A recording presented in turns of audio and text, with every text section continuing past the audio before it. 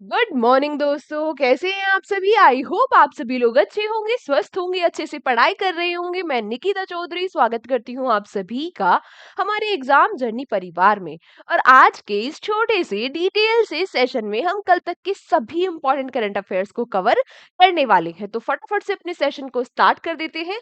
आज का हमारा पहला क्वेश्चन क्या हो जाता है। आज का हमारा पहला क्वेश्चन है, PM Narendra Modi, prime minister Narendra Modi was honored with the Dr. Martin Luther King Junior Global Peace Award for Minority Upliftment in which country?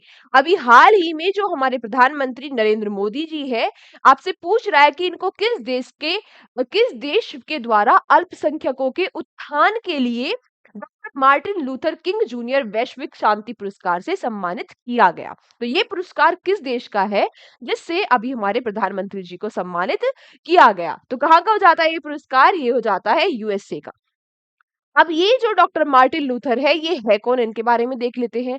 ये जो मार्टिन लूथर जी है, इन्होंने अमेरिका में जो ब्लैक पीपल है उनके अधिकारों के लिए काफी सारे काम किए। ब्लैक पीपल के आपको पता है ना कि व्हाइट और ब्लैक पीपल में वहां पे काफी डिस्क्रिमिनेशन होता था, तो उनके राइट्स के लिए इन्होंने काफी काम किए, जिसके लिए इन्हें मात्र 35 साल की उम्र में नोबेल पीस प्राइज से सम्मानित किया गया। किससे सम्मानित किया गया?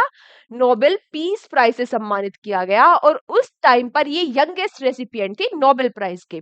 अब जरा मुझे ये बताओ फटाफट से, अब यंगेस्ट रेसिपिएंट कौन है?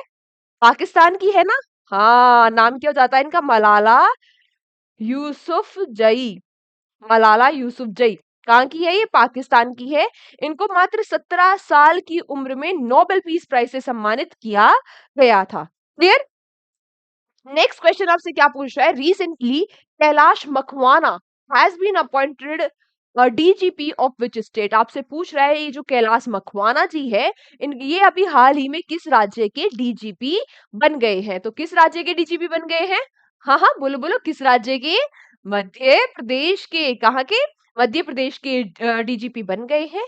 अगर मैं बात करूं मध्य प्रदेश के बारे में, तो यहाँ के सीएम हो जाते हैं मोहन यादव, और यहाँ के गवर्नर कौन हो जाते हैं? ये हो जाते हैं मंगू भाई सी पाटिल। आप लोग मुझे फटाफट से कमेंट बॉक्स में बताओ कि एम सुब्बरमैया कहाँ के सीएम हो जाते हैं? फटाफट से बताओ। सिद्धेरमैया, नॉट सुब्बरमैया शायद। रिसेंटली हु हैज लॉन्च हज सुविधा ऐप 2.0। अभी हाल ही में आपसे पूछ रहा है किसने हज सुविधा ऐप 2.0 को लॉन्च कर दिया है। कहां पर लॉन्च कर दिया है? तो ये लॉन्च कर दिया है कहां पर? न्यू दिल्ली में। कहां पर लॉन्च किया है? न्यू दिल्ली में इसको लॉन्च किया है। किसने लॉन्च किया है? तो ये किया है हमारे जो यूनियन मिनिस्टर हो जाते हैं माइनॉरिटी अफेयर्स के। कौन है? हाँ, किरण रिजिजू। कौन हो जाते हैं? किरण रिजिजू। इनके द्वारा हज 2.0 ऐप को लॉन्च किया है। किस लिए? ऑब्वियसली जो लोग हज पे जा रहे हैं उनके एक्सपीरियंस अच्छे हो, उनका ध्यान रखा जाए, वो रजिस्टर्ड रहे, उनकी उनको सुविधा हो, मतलब कोई भी क्या कहते हैं परेशानी ना आए, इस एप्लीकेशन को का वो यूज कर सके आराम से। उनका जो तीर्थ यात्रा है, ये उसमें ने कोई भी सुविधा ना हो, इसलिए इन्होंने ये लॉन्च किया है। ठीक है। यहाँ पर एक दो और इम्पोर्टेंट मिनिस्टर देख लेते हैं। जैसे हमारे एक्सटर्नल अफेयर्स मिनिस्टर कौन हो जाते हैं? S Jaishankar ji. Minister of education कौन हो जाते हैं? कल भी इनके बारे में पढ़ा था, है ना, वीर गाथा याद है ना। हाँ, ये कौन हो जाते हैं? धर्मेंद्र प्रधान जी। और minister of commerce and industry कौन हो जाते हैं? ये हो जाते हैं कौन? पीयूष गोयल जी। क्लियर? नेक्स्ट क्वेश्चन आपसे क्या पूछ रहा है? अगला प्रश्न पूछ रहा है, Who has recently become the most expensive player in IPL history? आपसे पूछ रहा है कि अभी हाल ही में वो कौन सा आईपीएल प्लेयर है जो आईपीएल इतिहास का सबसे महंगा प्लेयर कौन बन गया है, आपसे ये पूछ रहा है। तो कौन बन गए हैं? हाँ, अभी हाल ही में उन्होंने रिकवर कर लिया इतने भयानक एक्सीडेंट के बाद। कौन जाते हैं ये? कौन? हाँ, ऋषभ पंत जी। तो ऋषभ पंत बन गए हैं आईपीएल की हिस्ट्री के सबसे महंगे प्लेयर। ये 27 करोड़, कितने? 27 करोड़ में ये खेलेंगे किसके लिए? लखनऊ सुपर जायंट्स के लिए, एलएसजी के लिए। उसके बाद सेकंड नंबर पे आते हैं सुरेश अय्यर। ये 26.75, थोड़ा सा इनसे कम है। ये 26.75 करोड़ में खेलेंगे पंजाब किंग्स के लिए। ठीक है।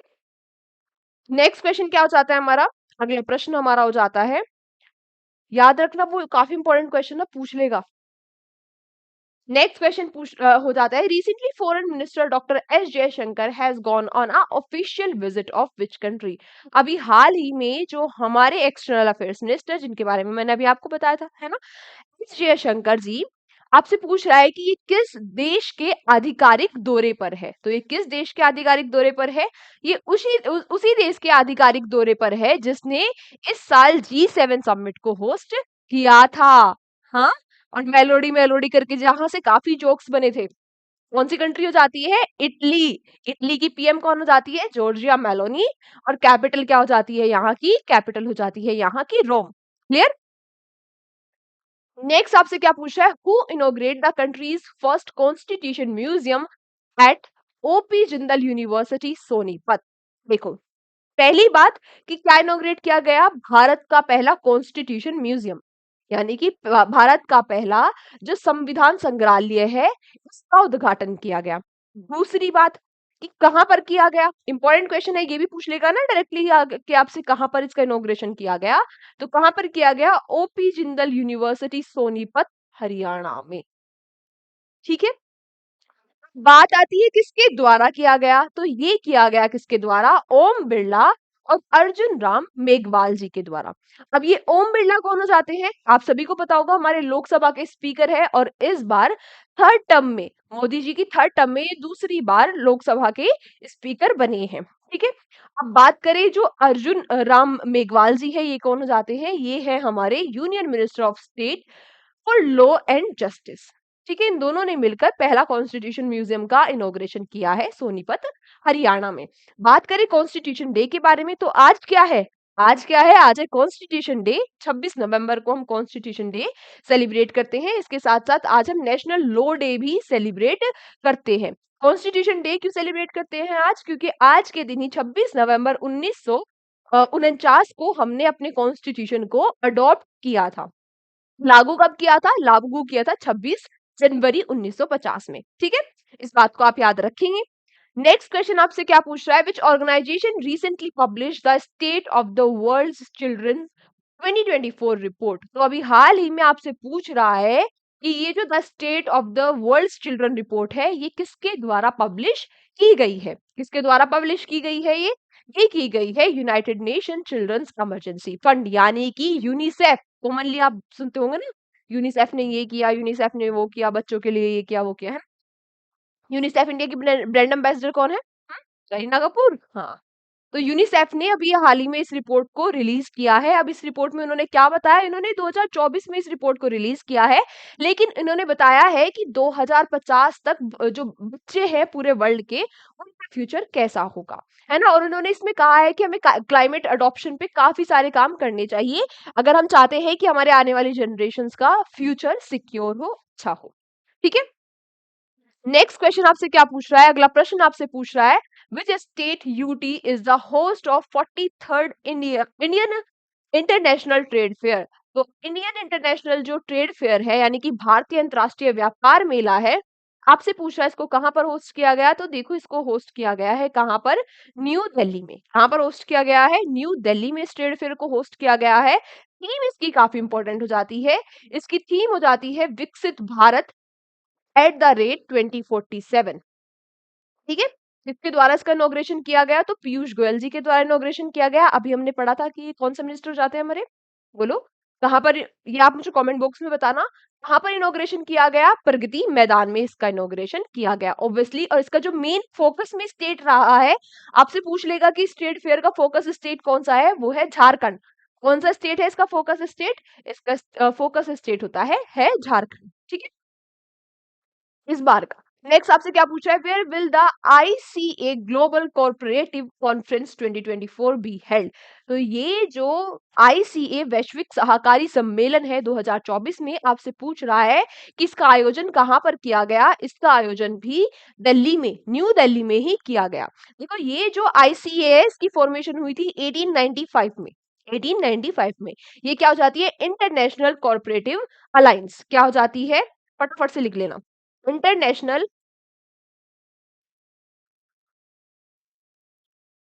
Corporative alliance. एस्टैब्लिश कब हुई थी ये? 18 1895 में, यानी कि इसके गठन हुए हुए 130 साल हो गए हैं, और 130 साल में पहली बार भारत इसकी जो मीटिंग है उसको होस्ट कर रहा है, इसलिए ये क्वेश्चन इंपॉर्टेंट हो जाता है। नेक्स्ट क्वेश्चन और लास्ट क्वेश्चन आज का हमारा क्या हो जाता है, what is the recently discussed operation मिलाप। ये जो ऑपरेशन मिलाप है ये क्या है? देखो, ये जो ऑपरेशन मिलाप है ये लॉन्च किया गया है दिल्ली पुलिस के द्वारा। किस लिए लॉन्च किया गया है? जो किडनैप चिल्ड्रन है, जो किडनैप्ड चिल्ड्रन है उनको वापस, जो किडनैप्ड चिल्ड्रन है उनको वापस उनकी फैमिली तक पहुंचाने के लिए, उनके फैमिली से उनका मिलाप कराने के लिए जो दिल्ली पुलिस है इसने ये ऑपरेशन मिलाप लॉन्च किया है। ठीक है, डायरेक्टली आपसे पूछ लेगा कि ऑपरेशन मिलाप किसके द्वारा लॉन्च किया गया है या किससे रिलेटेड है। तो आज के सेशन को हम यहीं तक रखते हैं। अरे आज तो स्माइली बनी हुई है। तो thank you so much everyone हमारे साथ सेशन में एंड तक बने रहने के लिए। पीडीएफ आपको मिल जाएगी हमारे एग्जाम जर्नी के टेलीग्राम चैनल पर, जहां 8000 प्लस आपको लोग जुड़े हुए मिलेंगे। ठीक है, बाकी कल के सेशन में आप सभी प्यारे बच्चों से फिर से मुलाकात होगी। तब तक बस शिद्दत के साथ पढ़ते रहिए, नोट्स बनाते रहिए, रिवीजन करते रहिए, अपने बड़ों का सम्मान कीजिए, अपने छोटों को प्यार दीजिए और अपनी हेल्थ का भी ध्यान रखिए। Take care, bye bye.